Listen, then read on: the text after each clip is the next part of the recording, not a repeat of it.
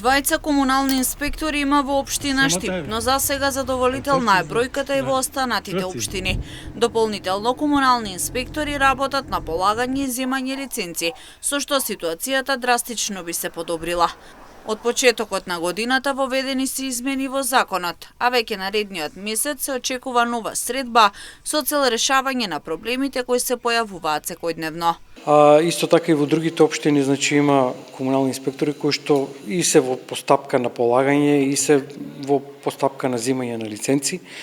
Моментално исто така актуелно е, бидејќи од 1.1.2026 имаме нов закон за инспекцијски надзор и сега во однос на новиот закон се додавени некои нови работи кои што претходно ги немаше, а сега моментално се изготвуваат и подзаконски акти, односно промена на нови записници, на нови решенија, кои што самите инспектори треба да ги применат.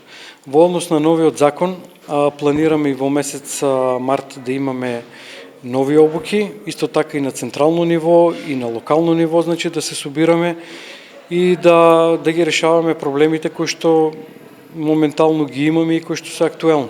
Измените во законот се од технички аспект, вели Везенков, но значајни за нив.